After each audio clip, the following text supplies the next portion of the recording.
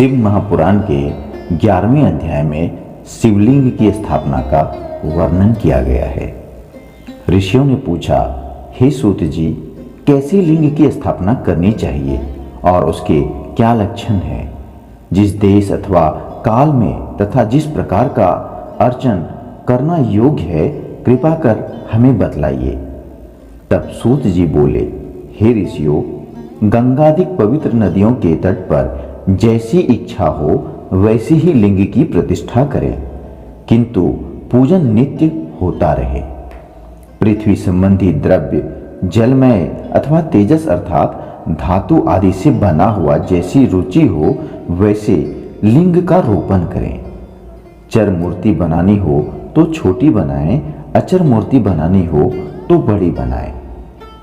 शिव जी के लक्षणों से संयुक्त सिंहासन पर मूर्ति को स्थापित करें। मिट्टी, पत्थर और लोहा आदि के सांचे से इन्हीं धातुओं का 12 अंगुल लिंग उत्तम होता है। यदि इससे न्यून होगा तो न्यून फल देने वाला होगा। अधिक अंगुल का होने से कोई भी प्रकार का दोष नहीं होगा। लिंग या बेर यानी मूर्ति दोनों ही की पूजा शिव पद को देने वाली है। यदि कोई नियम पूर्वक शिव जी का दर्शन करता है तो उसे शिवलोक की प्राप्ति हो जाती है। पीसी हुई मिट्टी में गोबर मिलाकर अथवा कनेर के फूल, अनेक प्रकार के फल, गुड़, मक्खन, भस्म, अन्न या जैसी इच्छा हो उससे लिंग बनाकर उसकी पूजा करें। कोई अंगूठी में ही शिव की पूजा कर लेते हैं। इस प्रकार स्थान का कोई भी भेदभाव नहीं होता है। जहां चाहें लिंग का पूजन कर लें, इसका कुछ भी निषेध नहीं है। शिव जी का पूजन सर्वत्र फलदायक है। जो श्रद्धा पूर्वक शिव भक्त को लिंग दान या लिंग मूल्य देता है उन्हें महान फल की प्राप्ति होती है। जो नित्य 10,000 प्रणव का जप करता है अथवा प्रातः संध्या दोनों समय 1,000 जप करे तो उन्हें शिव पद की प्राप्ति होती है। ब्राह्मणों को पंचाक्षर के जप में प्रणव लगनी चाहिए तथा फल प्राप्ति के लिए गुरु से दीक्षा पूर्वक मंत्र लेना योग्य है। गुरु ज्ञानी होना चाहिए और उसमें भी ब्राह्मण होना योग्य है। ब्राह्मण को नमः शब्द पहले बोलना या लगाना चाहिए। अन्य वर्ण मंत्र में नमः शब्द अंत में कहें। स्त्रियां यथाविधि अंत में नमः शब्द लगावें। ब्राह्मण की स्त्री नमः पहले लगावे। जो इस प्रकार 5 करोड़ मंत्र जपे सदा शिव के समान हो जावे। 1, 2, 3, 4 करोड़ जपे तो ब्रह्मादिक का पद पावे। यदि इस प्रकार का जप और पूजा का क्रम चलावे तो नित्य 1-2 ब्राह्मणों को भोजन करावे। यदि कोई ब्राह्मण नित्य प्रायः 1008 गायत्री मंत्र का जाप करे या नित्य वेद मंत्र सूक्त को जपे तो वह शिव पद को प्राप्त करने योग्य है। ओम इस मंत्र को 1000 बार जपे तो सबके मनोरथ पूर्ण हो जाते हैं। विद्वान को चाहिए कि वह आमरण शिव क्षेत्र में निवास करे। जहां कहीं मनुष्यों द्वारा लिंग पधराया होता है वहां 100 हाथ तक पुण्य क्षेत्र होता है। वहां जो भी पुण्य कर्म किया जाता है उसका 100 गुना फल मिलता है। और जहां स्त्रियों ने लिंग को स्थापित किया हो वहां 1000 हाथ तक लिंग स्वयं निकले होते हैं। वहां पर 5000 हाथ की दूरी तक शिव का क्षेत्र माना जाता है तथा उसका पुण्य भी उतना ही अधिक होता है। ऐसे पुण्य क्षेत्र में कुआं, बावली, तालाब, तलाई आदि का होना बहुत ही ज्यादा आवश्यक होता है। उसे शिवगंगा कहते हैं। ऐसे स्थान में दान जप करना सर्वथा हमारे लिए कल्याणप्रद माना जाता है। दाह दशा, मासिक स्वपिंडीकरण, वार्षिक पिंडदान आदि क्रियाएं शिव क्षेत्र में करने से सभी पापों से मुक्त करा देता है। शिव क्षेत्र में 7, 5, 3 या 1 रात अवश्य ही निवास करना चाहिए। वर्णानुसार इसका भी उत्तम फल प्राप्त होता है। सकाम से तुरंत सिद्धि और निष्काम से शिवपद की प्राप्ति होती है। विशेषकर कलयुग में तो और भी सरल है। इतना सुनकर ऋषियों ने कहा, हे सूत जी, अब हमें सभी पुण्य क्षेत्रों का वर्णन संक्षेप में सुनाइए। हे योगियों में श्रेष्ठ, इन क्षेत्रों का आगमन कैसे हुआ, यह भी हमें सुनाइए। तब सूत जी कहते हैं, हे ऋषियों, क्षेत्रों का आगमन जैसे हुआ वह सब श्रद्धा सहित मैं आपको सुनाता हूं, कृपया ध्यान पूर्वक सुनिए। शिव महापुराण के 12वें अध्याय में भगवान भोलेनाथ के शिव क्षेत्र का विस्तार से वर्णन किया गया है। सूत जी कहते हैं, हे बुद्धिमान ऋषियों, मुक्तिदायक शिव क्षेत्र के बारे में ध्यान से सुनिए। गहन वनों और पर्वतों से युक्त इस भूमि का 50 करोड़ योजन विस्तार है, जिस पर इस पर्वत जगत में इसके निवासियों के कल्याणार्थ जहां तहां श्री शंभु भगवान ने कृपा कर अपने क्षेत्रों की कल्पना की है।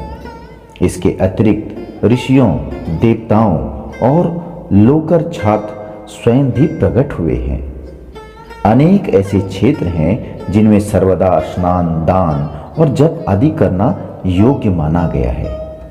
हे मुनियों, पुण्य क्षेत्र में निवास करने पर किंचित भी पाप ना करें और जैसे भी हो सके मनुष्यों को चाहिए कि वह सर्वदा पुण्य क्षेत्र में ही निवास करें।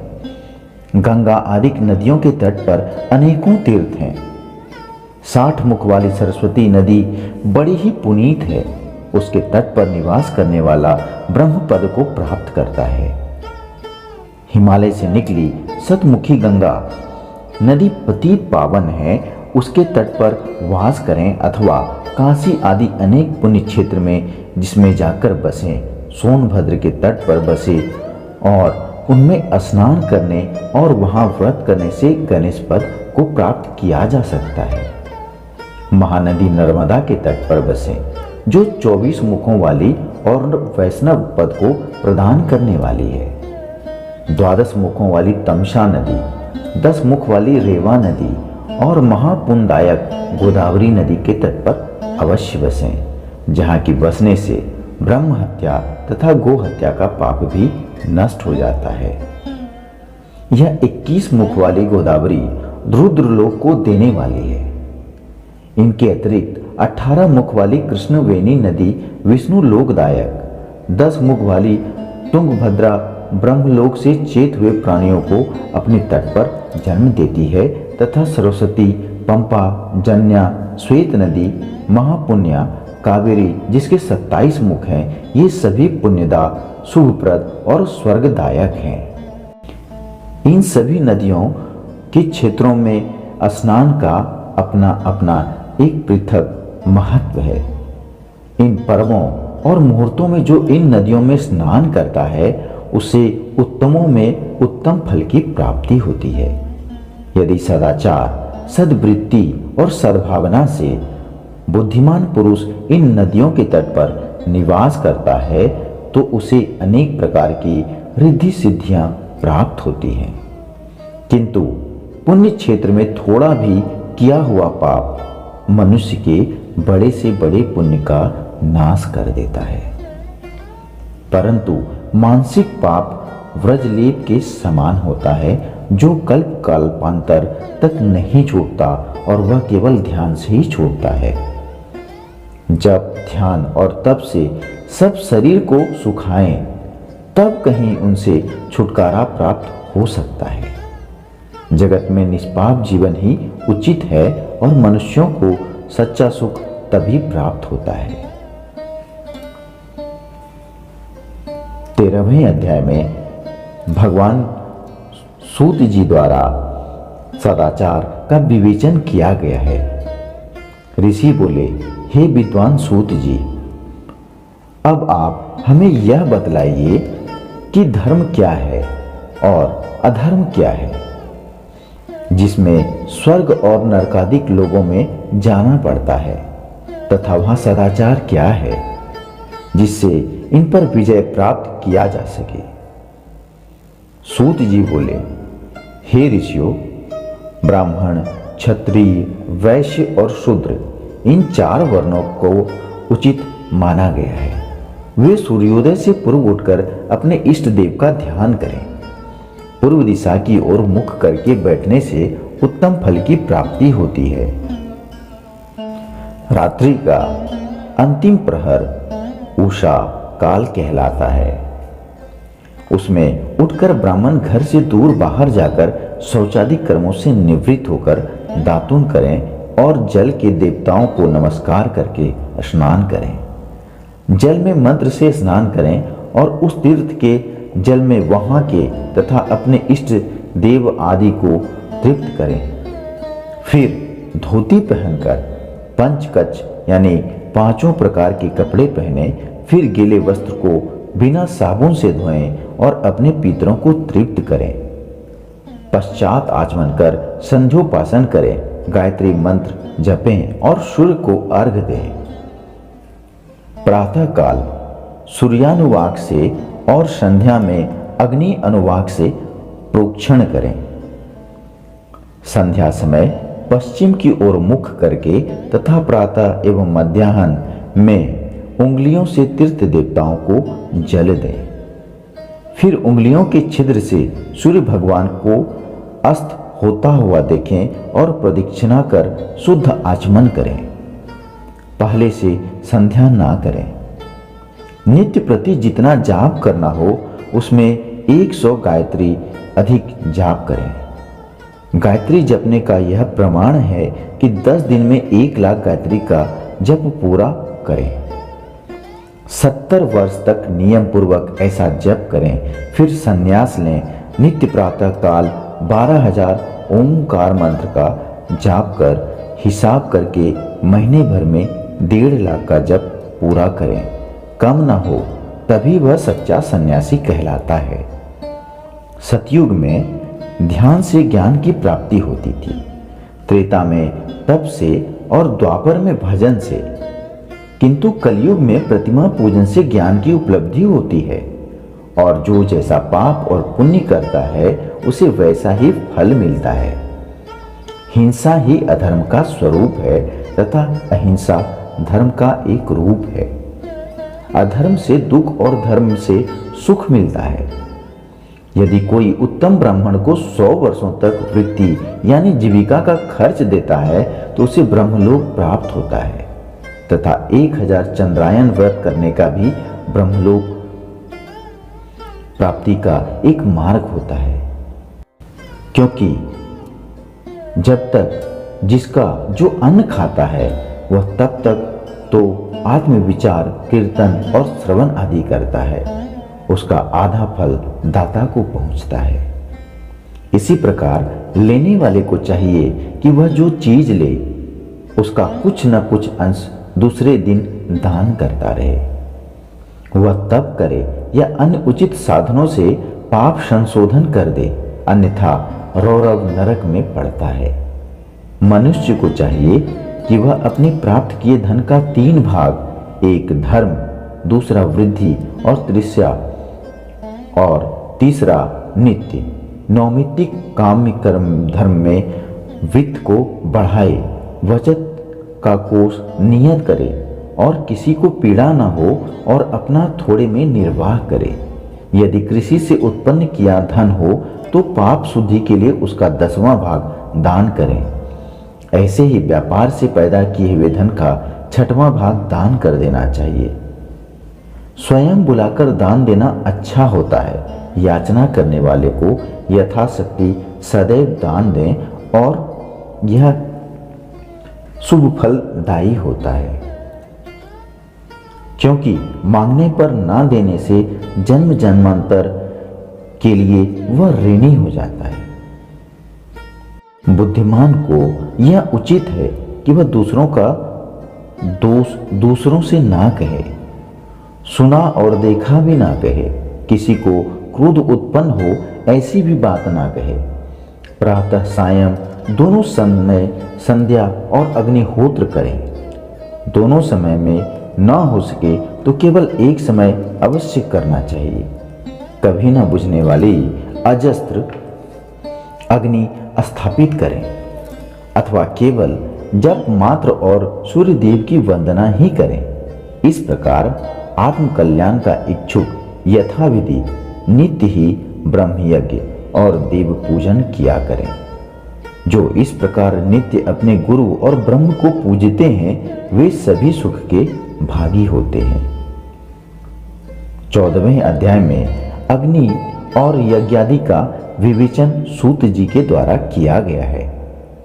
ऋषि बोले, हे प्रभु, अग्नि यज्ञ, देव यज्ञ, ब्रह्म यज्ञ, गुरु पूजा तथा ब्रह्म तृप्ति को क्रम से हमें बतलाइए। सूत जी बोले, अग्नि में द्रवयुक्त हवन करना ही अग्नि यज्ञ है। हे ब्राह्मणों, यह अग्नि यज्ञ कई प्रकार का होता है। एक तो वह जो समाधि अग्नि में हवन की जाती है, दूसरी ब्रह्मचर्य अग्नि में ब्रह्मादि का बाहुल्य होता है। जब तक कि विवाह नहीं होता तब तक वह ब्रह्मचारी होता है।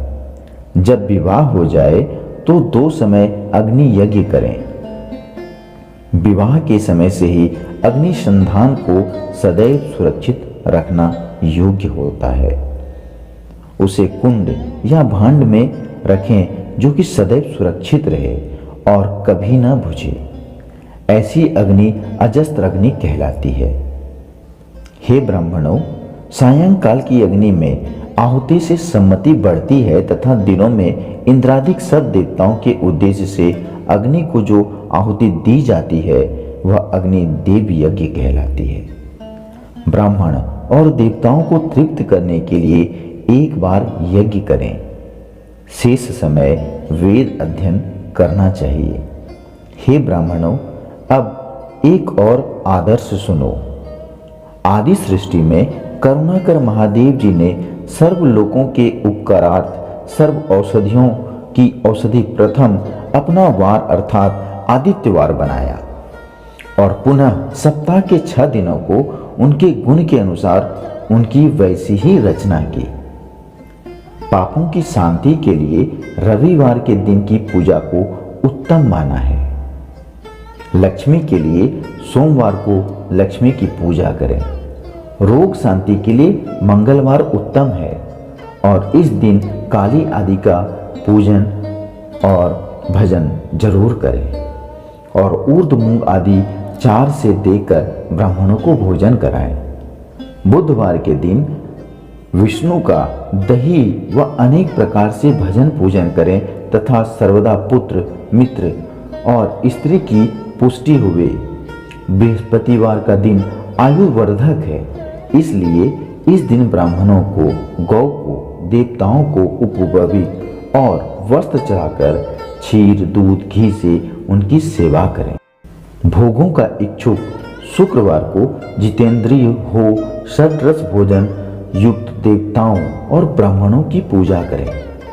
स्त्री प्राप्ति के लिए शनिवार के दिन रुद्र आदि का भजन और पूजन करें और तिल का होम, तिल का दान और तिल का भोजन कराएं।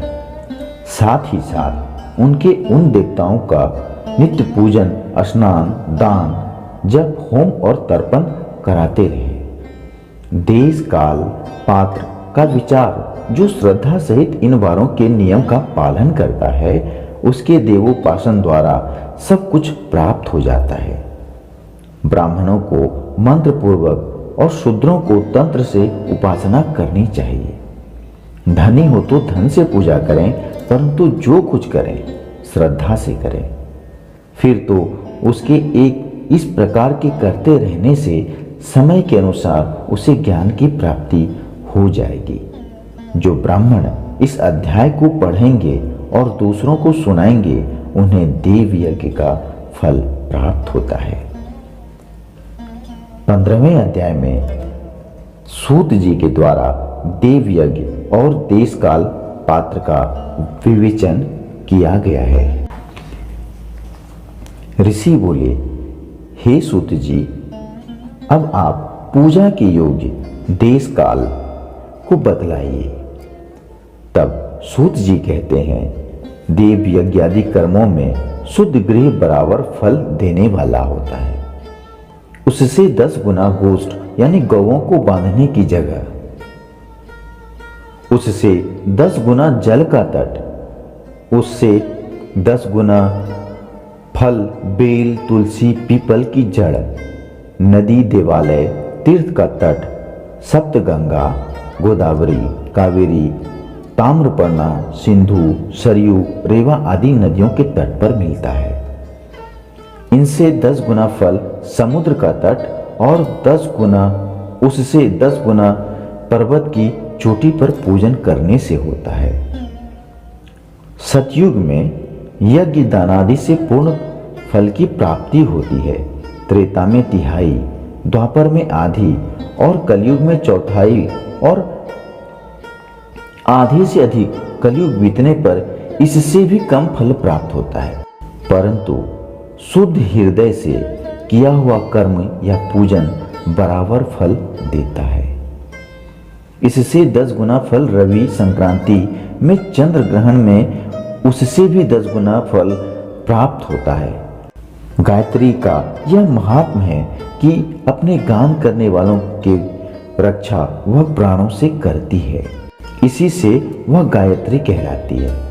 गायत्री के जप से शुद्ध हुआ ही ब्राह्मण शुद्ध है। वही सब प्रकार के योग का पात्र है। नर नारी आदि जीव कोई भी हो जो भूखा हो वही अन्न का दान का पात्र है। इच्छा वाले को देना ही अभिष्टदायक है। मांगने पर दिया तो आधा फल, सेवक को दिया तो चौथाई फल। यदि ब्राह्मण दीन हो तो उसे देने से विशेष फल प्राप्त होता है। ब्राह्मण तो जाति से ब्राह्मण ही है। यदि ब्राह्मण वेद पाठी है, गायत्री के जप से युक्त है, तो उसे दान देने से वैकुंठ की प्राप्ति होती है। शिव भक्त को दान देने से कैलाश की और सभी प्रकार के दान जिस उद्देश्य से दिए जाते हैं उसे उसी प्रकार के फल की प्राप्ति होती है। मनुष्य को तप और दान से ये दोनों सर्वदा करना चाहिए। देवताओं की तृप्ति के लिए भी सभी भोग देना चाहिए। ऐसा करने से उत्तम जन्म मिलता है, सभी भोग मिलते हैं। ईश्वर परायण बुद्धि से दान करें तो मोक्ष मिलता है। इस अध्याय को पढ़ने से और सुनने से धर्म और बुद्धि उत्पन्न होती है और ज्ञान सिद्ध होता है।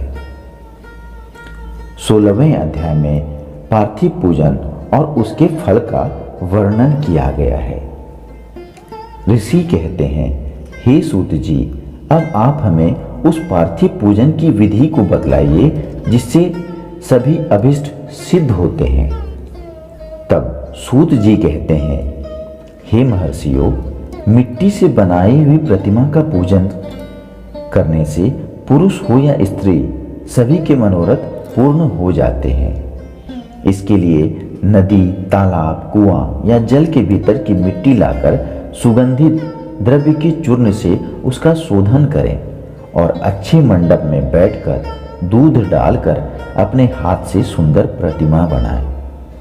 फिर पद्म आसन में स्थित होकर उस पार्थिव प्रतिमा का आदर से पूजन करें।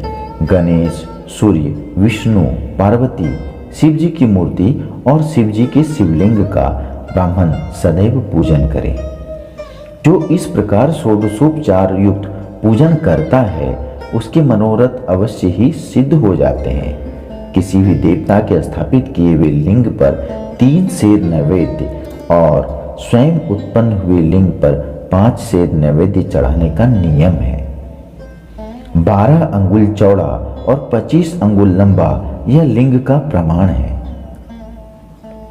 ऐसे लिंगों की पूजा महापूजा कहलाती है और इनके अभिषेक से आत्मशुद्धि, गंध चढ़ाने से पुण्य प्राप्ति, नैवेद्य चढ़ाने से आयु तथा तृप्ति और धूप और धन की प्राप्ति होती है।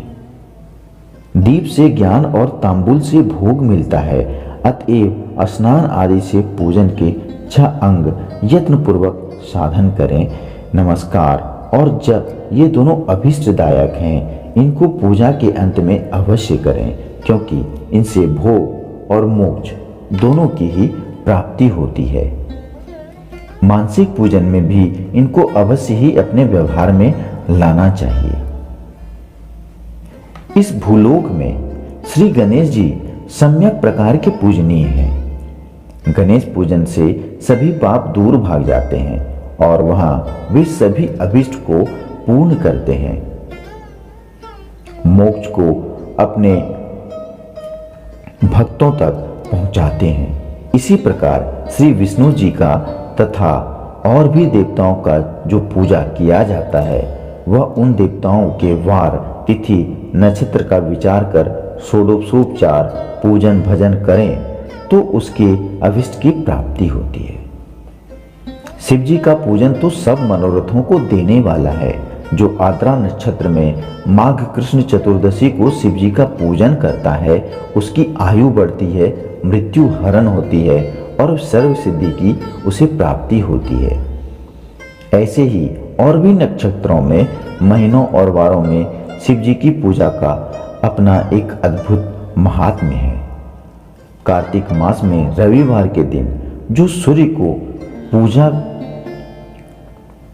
करता है और तेल तथा कपास का दान करता है, यदि कुष्ठ रोग है तो वह दूर हो जाता है। इस प्रकार शिव की पूजा के अनेक विधान हैं।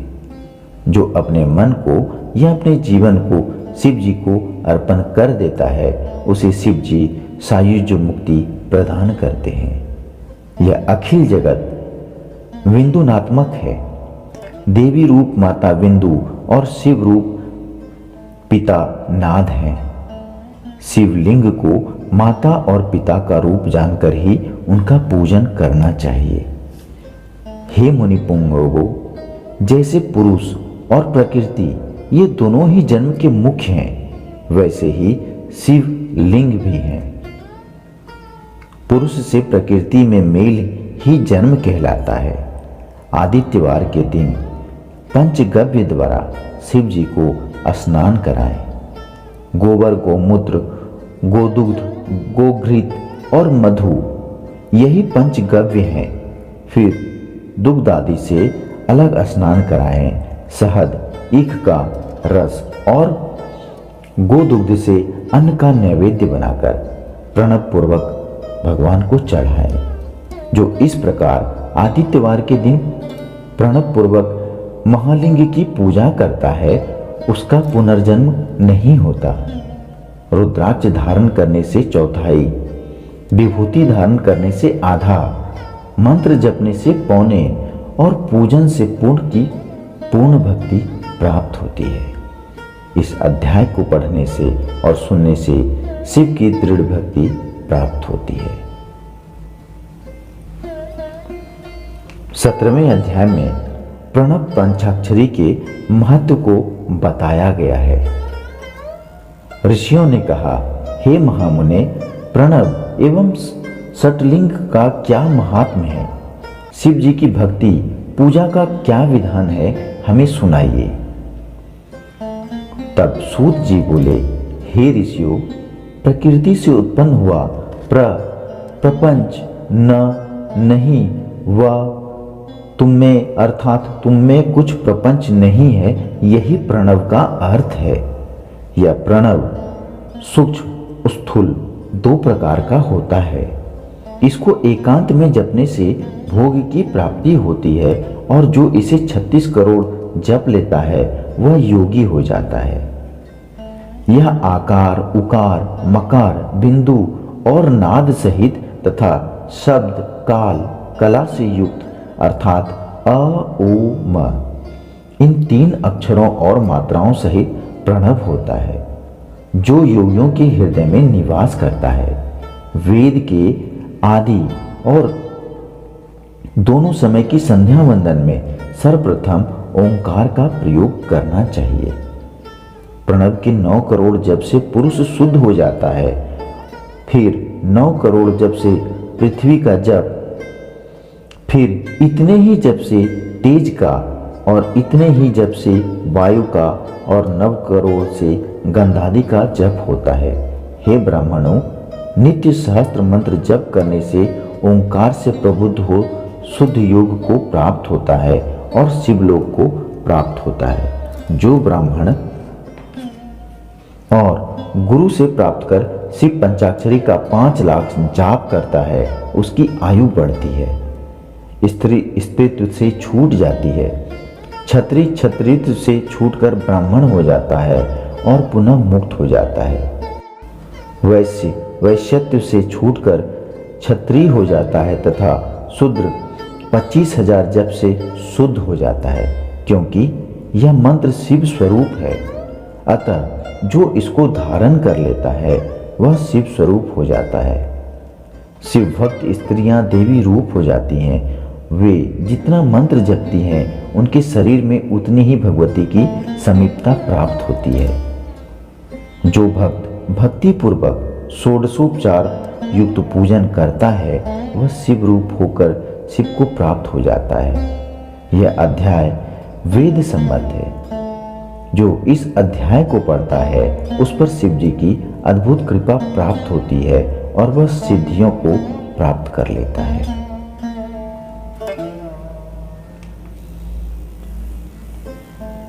18वें अध्याय में शिवलिंग के महत्व का वर्णन किया गया है।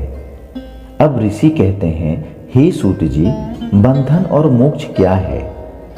तब सूत जी कहते हैं, हे ऋषियों, मैं बंधन और मोक्ष के विषय में कहता हूँ, ध्यान से सुनिए। प्रकृति के 8 बंधनों के कारण ही आत्मा की जीव संज्ञा हुई है। इनसे छूटकर वह मुक्ति को पाता है। प्रकृति के आगे बुद्धि, बुद्धि के आगे गुणात्मक अहंकार और पंच मात्रा, यही सब 8 प्रकृति हैं।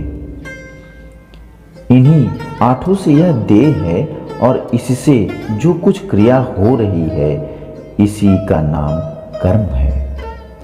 फिर कर्म से देह इस प्रकार बारंबार होते हैं। स्थूल, सूक्ष्म और कारण, ये 3 प्रकार के शरीर होते हैं। स्थूल व्यापार करता है, सूक्ष्म इंद्रियों का भोग करता है तथा कारण आत्मा के उपभोग में निमित्त है। कर्मों के द्वारा ही यह पाप और पुण्य को भोगता है और इन्हीं से सुख दुख की प्राप्ति भी होती है। इस काल में जीव कर्म रूपी डोरे में बारंबार बंध कर कर्मों से 3 शरीर सहित चक्रवत सदैव भ्रमता रहता है। दूर तो तब हो जब चक्रकर्ता का पूजन करें। 8 प्रकृति ही 8 चक्र है। शिव जी इनसे परे हैं। वही चक्रकर्ता है, वही 8 को वश में किए रहते हैं। शिव जी सर्वज्ञ, निष्प्रिय और परिपूर्ण हैं। उन महेश की अनंत शक्ति को वेद जानता है। उनकी प्रसन्नता के लिए शिव का पूजन करना चाहिए। जो मन, वचन, शरीर और धन से बेल लिंग या भक्तजनों शिव भावना करके उनकी पूजा करते हैं, उन पर महेश जो प्रकृति से परे हैं शिव निसंदेह ही प्रसन्न हो जाते हैं। अब ऋषियों ने कहा, हे सूत जी, अब लिंगादि से शिव की पूजा का विधान कृपा कर हमें बतलाइए। तब ऋषियों से सूत जी कहते हैं, हे ब्राह्मणों सुनिए, मैं लिंगादि का पूजन विधान क्रमशः आपसे कहता हूँ। प्रणव पहला लिंग है जिसमें सब मनोकामनाएं पूर्ण होती हैं। वह भी स्थूल ही है और सूक्ष्म भी। उसी को पंचाक्षर भी कहते हैं। उसकी पूजा ही मोक्ष है। इसके अतिरिक्त पुरुषार्थ से और प्रकृति के भी बनाए हुए बहुत से लिंग हैं जिन्हें शिव ही जानते हैं, अन्य नहीं।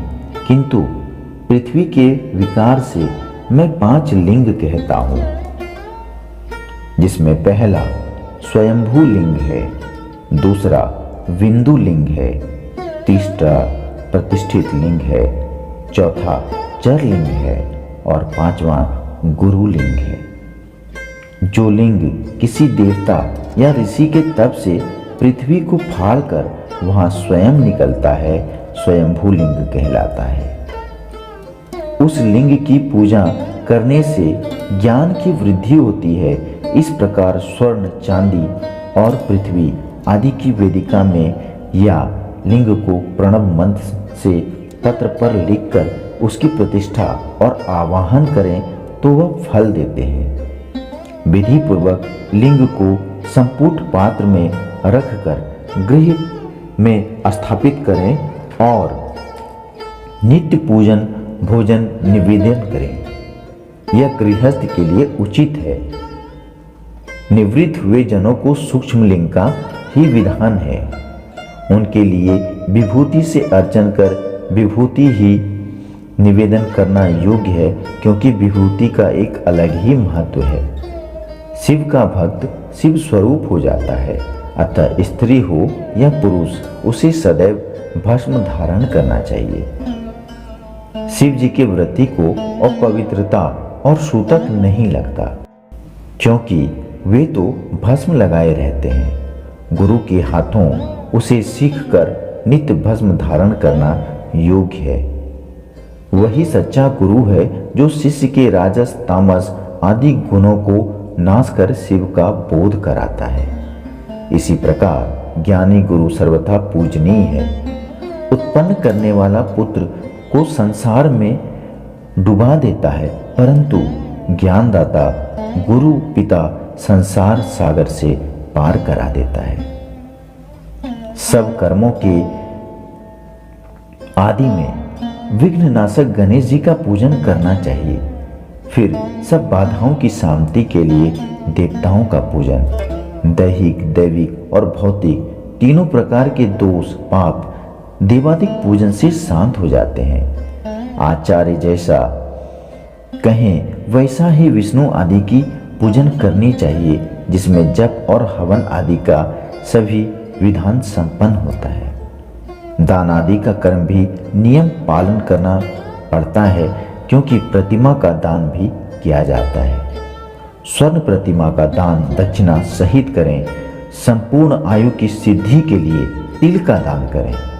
व्याधि दूर करने के लिए घृत पात्र का दान करें। 1000 ब्राह्मणों को भोजन कराएं।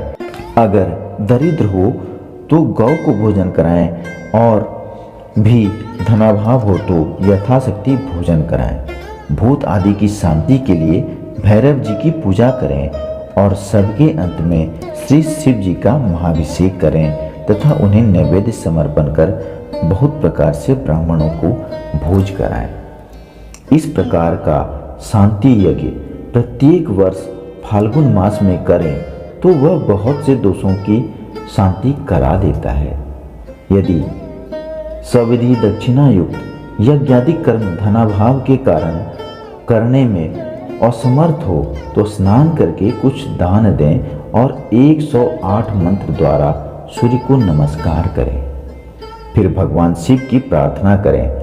प्रार्थना कर नमस्कार पूर्वक आत्मयज्ञ की कल्पना करें और आचार्य एवं गुरु जैसा बतलावे पाप नाशक विधान करें। शिव धर्म में प्रदक्षिणा सबसे श्रेष्ठ है।